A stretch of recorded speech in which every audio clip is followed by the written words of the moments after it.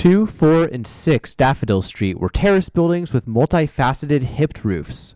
Their exteriors were painted grayish-blue and 3 chimneys stood erected.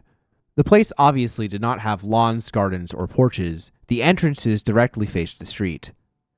Tingen City Housing Improvement Company's Scarter took out a bunch of keys and while opening the door introduced, "Our terrace houses do not have foyers, so you enter directly into the living room. There's an oriel window facing Daffodil Street, so there's pretty good lighting." Klein, Benson, and Melissa were greeted by a fabric sofa bathing in the golden rays of the sun in an area more spacious than their previous 2-bedroom apartment. This living room can be used as a guest hall. To its right is the dining room, and on the left is a fireplace that will keep you warm in the winter. Scarter pointed around with great familiarity. Klein looked around and confirmed that it was a crude, open-style concept. The dining room and the living room were not separated by any partitions, but they were also far from the oriel window, making those spots rather dim. There is a rectangular red wooden table surrounded by 6 hardwood chairs with soft cushions. The fireplace on the left wall looked exactly like the ones in foreign movies and TV series that Klein used to watch.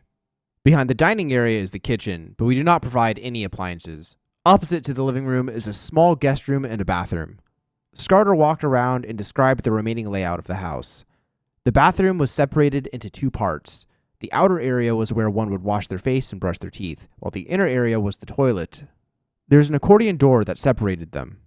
The guest room was described to be small, but it was as big as the room that Melissa currently stayed in. She was stunned at the sight. After looking around the first floor, Scarter brought the 3 siblings to the stairway next to the bathroom. Down below is the underground cellar. It is quite stuffy downstairs, so you must remember to let some fresh air in before entering. Benson nodded casually and followed Scarter to the second floor. On my left, there's a bathroom. On the same side, there are an additional 2 bedrooms. It's the same layout on my right, but the washroom on this side is next to the balcony. As he spoke, Scarter opened the bathroom door and stood sideways so that he would not obstruct Klein, Benson, and Melissa from looking in. The bathroom had an extra bathtub. Like the other bathroom, there was an accordion door next to the toilet. Although it was a little dusty, it wasn't dirty, smelly, or cramped. Melissa looked in a daze until Scarter walked to the bedroom next to it.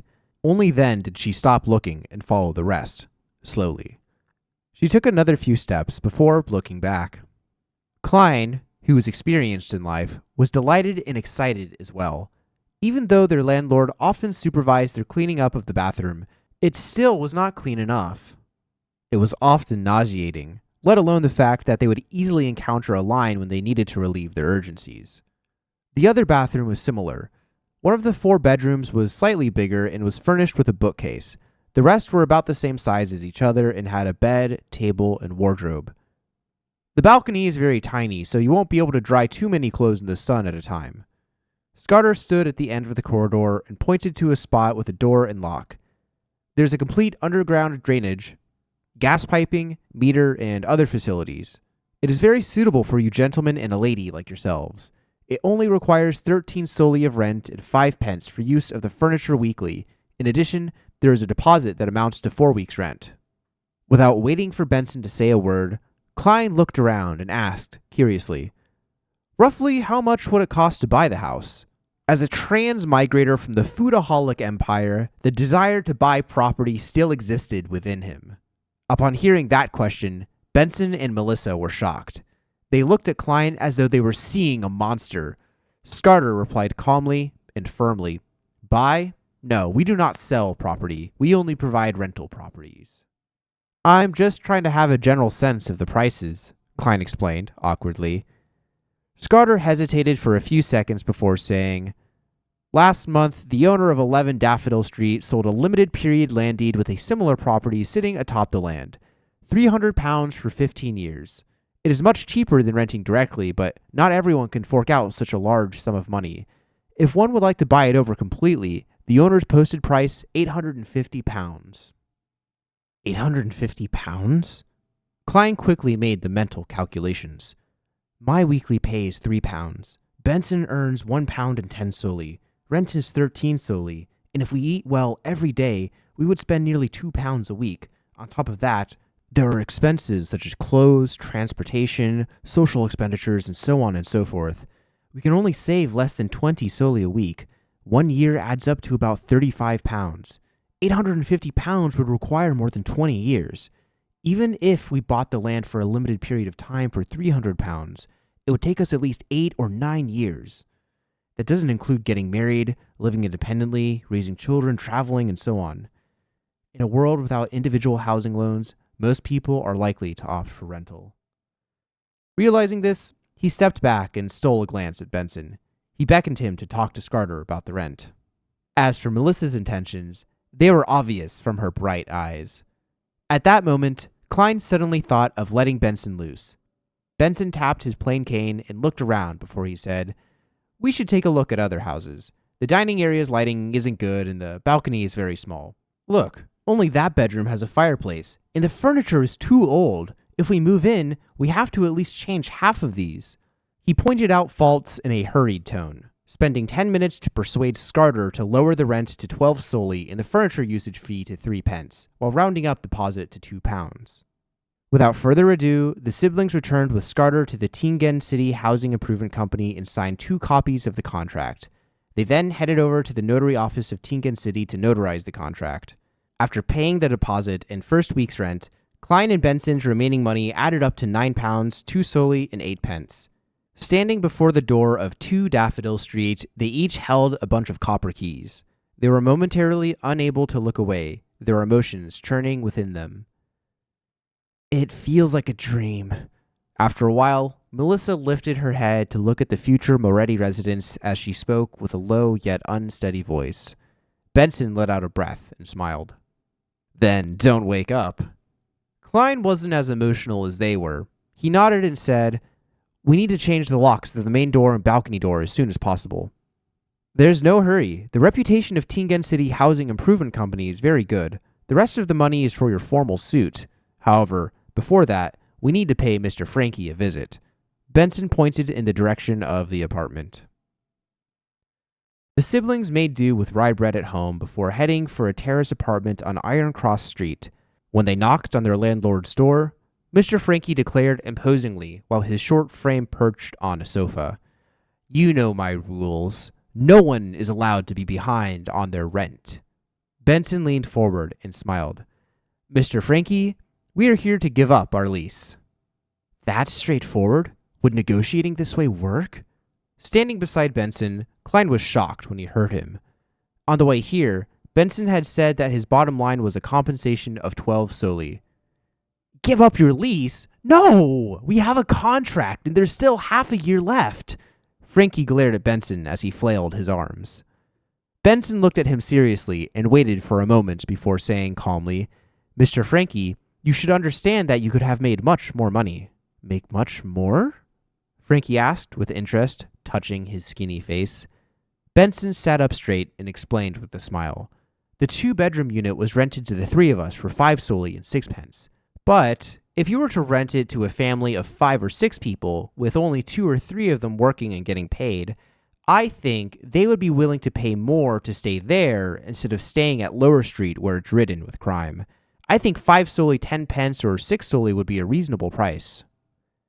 Frankie's eyes brightened up and his throat moved as Benson continued to say, "Besides, you are certainly aware that rental prices have been increasing in recent years. The longer we stay, the greater a loss you incur." "But I need time to look for a new tenant."